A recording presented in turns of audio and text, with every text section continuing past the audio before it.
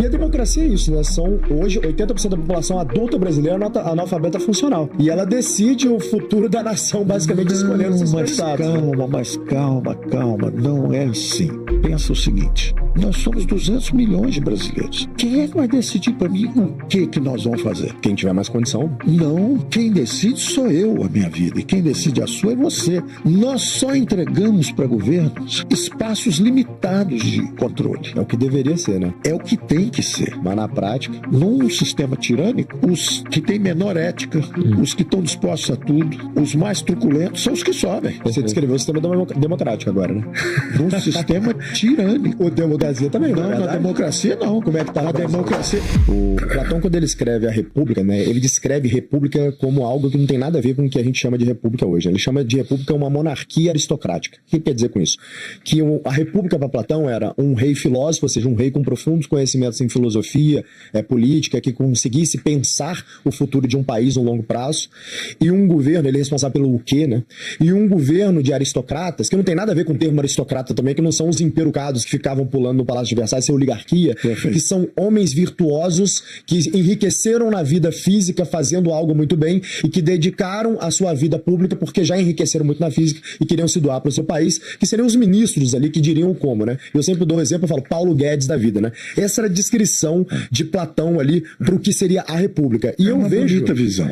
E eu vejo que hoje, por exemplo, a gente tem um governo do Bukele com algo parecido que seria a visão de Platão. Eu vejo que no Brasil, pelo menos o que aconteceu no governo Bolsonaro, é que a gente tinha, assim, esses aristocratas, esses homens virtuosos ali no ministério, você, não como ministro, mas como um braço direito forte ali, que foi o Salim, né, que tentou fazer um grande trabalho ali também. Então, você acha que essa contribuição ali que aconteceu no governo Bolsonaro, que deixa eu trazer as pessoas virtuosas e tecnicamente capazes, foi o que permitiu com que vocês saíssem dessa guerra global que a gente viveu com o superávit primário?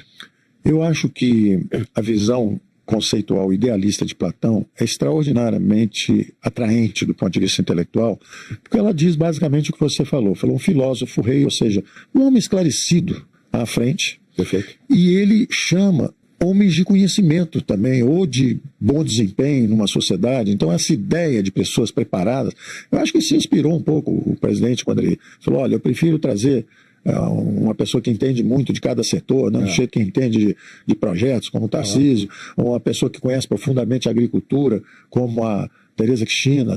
Então, essa visão idealista é extraordinariamente atraente. Agora, o que acontece? O grande problema, e aí vem também o Hayek dizendo o seguinte, olha, o grande problema do rei filósofo é que como é que é o processo de sucessão? Quando morre o rei filósofo? E se o rei filósofo enlouquecer? Há imperadores romanos que eram extraordinariamente cultos e preparados. Perfeito. Agora existe o Calígula também, né? Existe o Calígula também. Perfeito. Então os reis enlouquecem, às vezes os homens de conhecimento não têm a sensibilidade prática, às vezes a própria comunidade se revolta. Então Platão é um produto já de uma sociedade grega bastante avançada, principalmente ateniense, né? Porque os espartanos eram mais. Esparta tinha vencido a guerra contra Atenas. Perfeito. Quer dizer, os bárbaros guerreiros derrotaram os iluminados, os ilustres, os filósofos. Então Platão já é o produto de uma sociedade bem avançada, refletindo sobre as razões da sua derrota. E dizendo, a democracia aqui não funcionou, porque o pessoal não soube cuidar da nossa vitória, etc. Ele fala que a democracia é a forma mais deturpada de governo e que ela é um passo anterior ao surgimento de um ditador, que ele ele dá um nome para isso, que me fugiu a palavra agora, mas ele fala que da democracia para você, a tirania. Que a democracia é o passo anterior à tirania, que invariavelmente toda democracia vira uma tirania, porque a democracia é um governo dos ineptos, é um governo onde só é eleito os piores. Bom, aí vamos lá. O Hayek falando disso, explicando o seguinte, olha, frontalmente oposto a Platão, no caso, dizendo o seguinte, olha, é justamente... A tirania é um produto justamente de uma degeneração. Exato. Quando os piores chegam lá em cima, e os piores que chegam lá em cima são justamente os mais aventureiros, os mais ousados, os com menos qualificações éticas, Perfeito. os dispostos a tudo. Perfeito. E aí ele está falando dos ditadores da esquerda. Quem é hoje o Maduro, quem foi um Chaves, são ditadores, Perfeito. são aventureiros. Então é muito atraente a ideia do rei filósofo, se o rei filósofo estiver lendo um tipo de filosofia. E se o rei filósofo estiver lendo Marx? Pode acontecer. Na história aconteceu coisas parecidas. Não é isso? Então, eu acho que é uma reflexão do Platão. Os gregos acreditavam que a história era cíclica. Então você tinha a democracia, ela se degenera pelo populismo. Perfeito. Aí se torna uma tirania. Aí tem uma revolta e volta de novo um sistema político fechado. Perfeito. Sístoles e diástoles. Exatamente. Você abre, degenera, aí você tem que centralizar de novo para botar moral, ordem outra vez.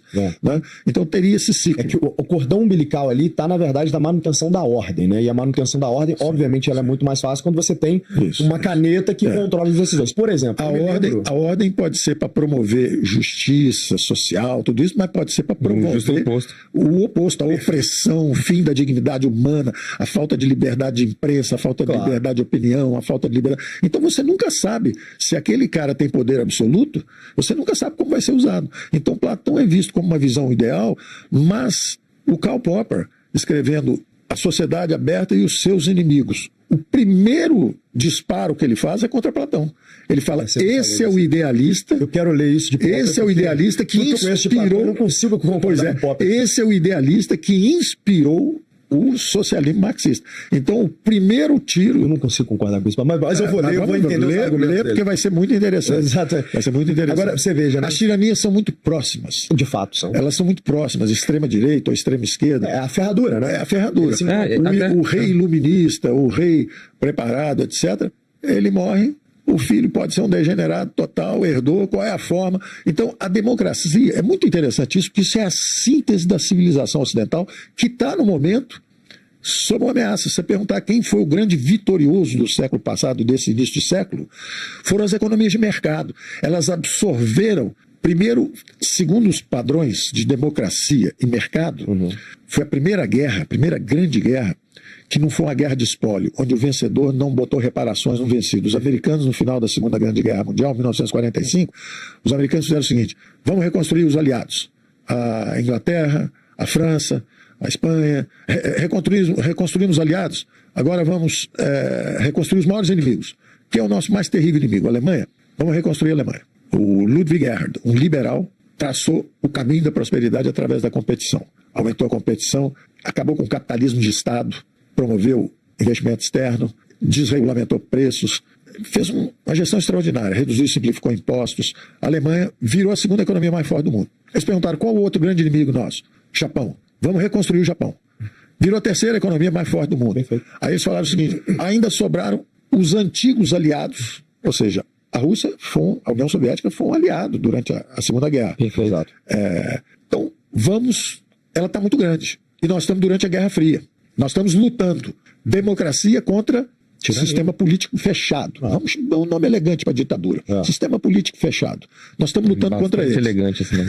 Eles têm uma doutrina socialista na economia e eles são politicamente fechados. Nós somos politicamente abertos, somos uma democracia e, ao mesmo tempo, nós seguimos a independência dos poderes, porque, em vez de ter o rei maluco, o rei filósofo que dá lugar ao rei maluco, tirânico, despótico, que acaba com a dignidade humana, a separação dos poderes. Se tiver o rei maluco, você tem, na verdade, se tiver um presidente maluco, você tem o judiciário, você tem o legislativo. E se o legislativo enlouquecer e quiser fazer coisa errada, você tem o presidente, você tem o judiciário. E se o judiciário estiver fora da caixinha, você tem o legislativo, você tem o presidente. Então, a separação de poderes, isso é um processo cultural, civilizatório, sofisticadíssimo, que nós estamos aperfeiçoando através do tempo. Então, em vez de voltar para Platão, nós temos que mergulhar para o futuro. E o futuro está sendo disputado agora. Na sua visão, qual que é o futuro se no sistema democrático só os piores chegam ao poder? Não, aí é que está. Isso não é possível. Porque como tem opinião pública, e essa é a grande engrenagem da civilização. É assim, mas eles estão votando errado. Você começa a não entregar resultado. E aí vem a próxima eleição. E na próxima eleição você tenta corrigir. Mas eles continuam não entendendo. Ok, eles são reeleitos 2 ou 3 vezes. E aí eles vão para a miséria. E aí vocês começam a entender. E na próxima eleição eles aprendem. Mas começa mesmo? Ou degenera para a tirania. Olha a Venezuela, exatamente. Que é a Venezuela. Exatamente. Ou recupera. É o que a Argentina está tentando fazer. É o que nós tentamos fazer aqui também. Buscar o caminho da prosperidade novamente. Perfeito. Porque existe o caminho da prosperidade. O Japão seguiu. A Alemanha seguiu. A China seguiu. A China é uma viúva do socialismo. Perfeito. A China, o Deng Xiaoping, mergulhou a China nos mercados com o braço dos americanos ajudando. Da mesma forma, eles falaram, nós estamos numa Guerra Fria.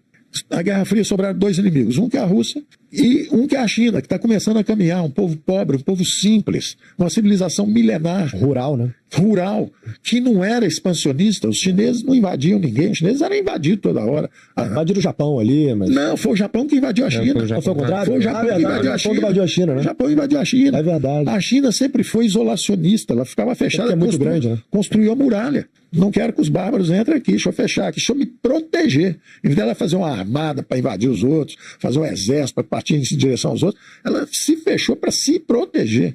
Então, os americanos deram a mão para a China, virou a segunda maior economia do mundo. Aí você fala o seguinte: quem ganhou essa parada? Foi a democracia ou foi o totalitarismo? Foi o sistema fechado chinês ou foi a democracia americana? A resposta não são os dois maiores mais fortes do mundo? Sim. Então a resposta é a seguinte: quem ganhou foi a economia de mercado. Quem mergulha nos mercados ganha. Então o grande vencedor dos últimos 100, 120 anos da história humana é a economia de mercado. Foi justamente o maior mecanismo de inclusão social que a humanidade já descobriu.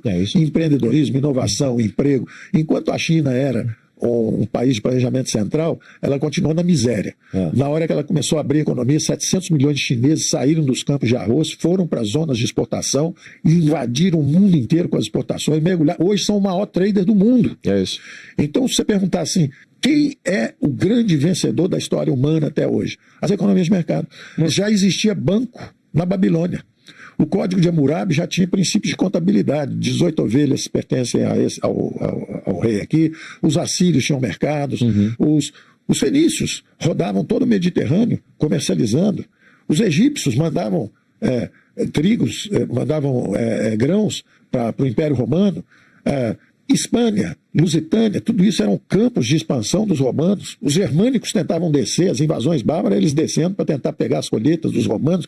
Então, a primeira grande globalização foi o Mediterrâneo.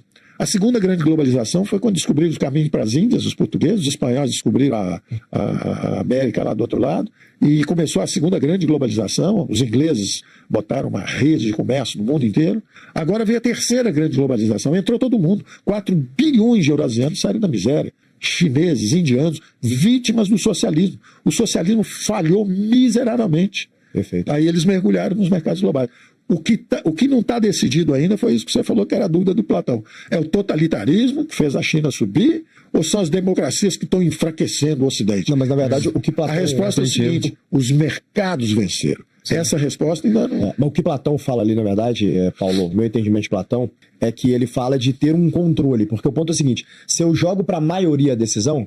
Imagina que você tem 3 filhos na sua casa, você e sua esposa vão implantar uma democracia plena na tua casa. E aí os seus filhos são filhos ali, que são crianças, né? De 7 anos, 8 anos. Não tem conhecimento suficiente. Vamos decidir o que a gente vai comer em casa. Só porcaria. Vamos decidir se a gente vai pra aula ou não. Não vai pra aula. Claro. E a democracia é isso, né? São hoje 80% da população adulta brasileira analfabeta funcional. E ela decide o futuro da nação, basicamente, escolhendo os seus candidatos. Mas calma. Não é assim. Pensa o seguinte: uma coisa é o mecanismo de decisão. Quando você descreveu, falou, o filósofo rei diz o que nós vamos fazer e depois o como são os especialistas que vão fazer. É uma visão bonita. Mas o que nós vamos fazer? Nós somos 200 milhões de brasileiros. Quem é que vai decidir para mim o que nós vamos fazer? Quem tiver mais condição, né? Não. Quem decide sou eu, a minha vida. E quem decide a sua é você. E quem decide a sua é você. Nós só entregamos para governos espaços limitados de controle. É o que deveria ser, né? É o que tem que ser. Mas na prática... Mas o grande problema do quem decide o quê é esse. É que você fala, eu decido o que os meus filhos fazem. E, claro, você está usando uma hierarquia paternalista, a sua casa, você está criando os jovens, eles não têm informação, você está orientando a sua família. Agora, o quê? Qual é a religião que teremos? O rei da Inglaterra dizia que era anglicana, que não ia seguir o Papa. O Vaticano diz que tem que seguir. Lutero diz que não, que você pode ter contato direto. Quem vai decidir o quê? Cada um de nós. Chama-se liberdade religiosa. Vamos ter controle. Controle sobre as crianças é uma coisa. Agora vamos fazer o seguinte: vou controlar 200 milhões de habitantes? Eu vou controlar em que sentido? Você vai controlar minha atividade econômica? Você vai controlar que profissão eu escolho? Você vai controlar com quem eu quero trabalhar? Quem eu quero contratar? O que eu quero produzir? Como assim? Que controle é esse do rei filósofo? Que rei é esse que conhece tudo? A civilização ocidental, na verdade, é uma marcha de cooperação fazendo esse equilíbrio. Como é que nós podemos criar riqueza? Resposta: as economias de mercado. Tem mais de 3 mil anos, 4 mil, 5 mil anos essa resposta. E o sistema político? estamos tentando achar. Os gregos achavam que era sístole e diástole. Você vai, tem a república sofisticada, depois vai degenerando para a democracia populista, aí degenera numa tirania, aí tem que voltar, aí os aristocratas se rebelam contra aquele tirano. Né? O Império Romano caiu assim. Os senadores chegaram um dia e falaram, ó, nem César, você acha que está acima do bem e do mal, esfaquearam. César não sabe nada. Agora, uma pergunta para quem está ouvindo a gente. Mas é importante entender isso. Sim. Esse controle tem dois lados. Tem um lado que você quer, que no sentido do erudito, que vai dizer, olha, estudem todos vocês não podem decidir sobre esses aspectos. Não. O governo democrático, a Constituição limita, e isso a beleza da Constituição americana é essa. Né? A Constituição americana diz o seguinte, o Reagan faz esse discurso belíssimo, né, que é we the people, nós, o povo, é que dizemos para o governo o que ele pode fazer. Perfeito. Nós dizemos quais são os nossos direitos e o que nós queremos dele. Por exemplo, igual o vídeo que você mostrou, né? Por exemplo, liberdade religiosa. Eu não dou ao governo o direito de dizer qual é a minha religião. Eu posso ser protestante, eu posso ser católico, eu posso ser agnóstico. É uma liberdade minha, de opinião. Ele não me diz o que eu tenho que fazer. Eu é que digo, nós, o povo, é que dizemos na Constituição o que ele pode decidir. Por exemplo, nós botamos lá que ele pode cobrar impostos para tentar reduzir as desigualdades, tentar promover a igualdade de oportunidades. Nós botamos isso na Constituição, ou não. Mas nós não podemos obrigar as pessoas a fazerem tudo. Então o controle ele tem esses dois lados. Tem um lado que parece inteligente, mas tem outro lado que é o seguinte, num sistema tirânico, os que têm menor ética, os que estão dispostos a tudo, os mais truculentos são os que sobem. Você descreveu o sistema democrático agora, né? Num sistema tirânico. O democracia também, não, na democracia não. Como é que tá na democracia? Aí vamos falar de como as engrenagens devem funcionar. Não, aí beleza. Aí, como a gente está no âmbito filosófico da coisa, a gente está direcionalmente alinhado. O meu problema é quando eu trago para a realidade, né? Aí quando eu trago para a realidade, essas liberdades de delimitação do poder governamental não acontecem. Mas começaram a acontecer. Por exemplo, quando teve muita corrupção, teve impeachment, teve prisão de ex-presidente, teve uma opção de coisas.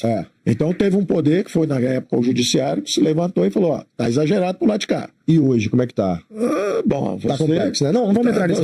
Não, mas tá complexo. Não, o que acontece é o seguinte, é normal, chama-se a demarcação de territórios, porque é um sistema muito complexo, né? Por exemplo, então, quando um presidente se excede, gastou demais, levou o país para uma situação econômica dramática, etc., os outros poderes se organizam e fazem um impeachment.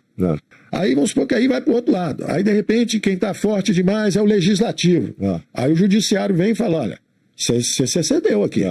Vou fazer uma correção aqui. Aí o judiciário sai da casinha. Aí o legislativo, o Senado fala, ó, também faça impeachment aí no judiciário também. Quer dizer, então esse é um processo dinâmico. E o problema é que você fica nessa briga cada 4 anos, o cara tentando renovar ali a tua carta de poder, e você não consegue ter um planejamento de longo prazo. É ruim. Você lembra por que a gente começou essa conversa? A gente começou essa conversa falando de China, né? Que, na verdade, o cordão umbilical que leva a China a ser o que é ter um controle, ou seja, ter alguém que bota a ordem e fala, meu irmão, mas vamos fazer o seguinte, eu acho ótimo. O que você acha da Nicarágua? Tem muito controle. Mas é pro lado ruim, né? O que você acha da Venezuela? Tem muito controle. Mas é pro lado ruim, mais uma vez. O que você acha da Coreia do Norte? Tem muito controle. Perfeito. Então é só esse o ponto. De 10 ditaduras de esquerda, uma está temporariamente dando... Guarda esse exemplo. Durante algum tempo, qualquer ditadura pode dar certo. Por exemplo, a União Soviética. Durante 10, 15, 20, 30 anos, é fácil você dar certo. Sabe por quê? Como você tem controle, você fala o seguinte, qual é o estado da arte hoje? Hidrelétrica, rodovia, ferrovia. Perfeito. Você faz 10, 15 anos disso. Você cresce muito. O regime militar brasileiro, politicamente, vamos fazer rodovia, ferrovia, vamos fazer programa nuclear, vamos fazer Transamazônica, vamos fazer ferrovia do Aço, Petrobras, Eletrobras, Siderbras. Deu certo 10, 15, 20 anos. Como é alguém decidindo, esqueceu do social, esqueceu de saúde e educação. Gastou uma grana preta no programa nuclear. 10 bilhões de dólares. Transamazônica, 15 bilhões de dólares, nada para lugar nenhum, a estrada. Entendeu? Então, é uma ficção a ideia do rei iluminado que vai acertar todas. Como é uma ficção a ideia de que o povo vai controlar também. E aí é uma escolha nossa. Aí é uma escolha nossa. Você quer que uma pessoa decida tudo por você e tem um grau de controle sobre você, você é um totalitarista. Não interessa se é direita ou esquerda. Você é um Até porque, sei lá, no sistema proposto por Platão não existe isso, né? Não é uma pessoa que decide tudo. Né? Você tem um conjunto ali de iluminados que, em tese, fazem essa decisão. Será que é a Suprema Corte? Será que é o Legislativo? Que grupo é esse? O problema é o seguinte... É que e essa independência de poder. Quem garante que eles são iluminados? O sistema que vai levar essas pessoas ao poder não pode, historicamente, não pode ser um sistema onde todo mundo tem o mesmo poder de voto, tal qual os Estados Unidos. Jovem, os Estados Unidos tem um sistema com muita energia, republicano, você é um cara onde jovem, os estados têm pesos diferentes. Você é um cara jovem, brilhante, empreendedor, muita energia, intelectualmente curioso. Isso são virtudes extraordinárias. Obrigado. Só penso o seguinte: Platão tem 2.000 anos, mais 2.500. 2.700. Né? Então penso o seguinte: a gente evoluiu do tempo dele para cá. Algumas verdades são atemporais. Sim. A busca da virtude, a busca da sabedoria, os estoicos, você controla as coisas que você pode controlar, você deve se aborrecer, as coisas que você não pode, você tem que não é nem se conformar, se consolar com as coisas que você não pode mudar. Tem muita sabedoria neles. Agora a gente já saiu daquele ponto.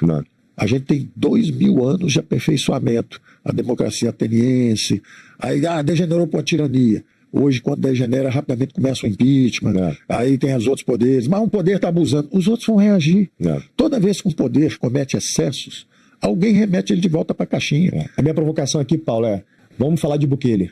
Bukele pegou o país mais violento do mundo e transformou ele mais seguro do que os Estados Unidos. É o Salvador. É um belíssimo exemplo de uma resposta contundente ao problema público número 1. Que é a preservação da vida. Perfeito. É a razão da existência de governos. Perfeito. Se você for olhar John Locke, se você for olhar Hobbes, que é considerado a transição entre o absolutismo e o começo do Estado um pouco mais avançado, do Estado moderno, a racionalização é sempre a mesma. É a vida humana, é o maior bem que existe. A preservação do direito natural. O direito natural. A sua vida. O Bukele respondeu a isso mostrando a obsolescência, a incapacidade, a degeneração das democracias, que é o seu ponto. É isso aí. Então ele mostrou o seguinte, olha, um cara eleito... Bem intencionado. Eleito... E você sabe que era do partido de esquerda, né? Eleito... Ele foi do partido de esquerda. Sim. Isso mostra que a luz está acessível a todos. A todo mundo. Basta você olhar para a luz. Exatamente. Tá certo? E ele... Agora, veja que interessante. Ele entrou pelo voto e foi reeleito sem... fraude em urna. Mais de 80%. Acabaram os partidos. O cara acabou, porque ele respondeu. Ele resolveu. Sistema democrático. Deu a resposta. Você não precisou da tirania. Mas concordamos, né? O que a gente está falando é o seguinte: precisa de controle. Esse é o nosso debate. Né? Precisa de ordem. Se você tem ordem.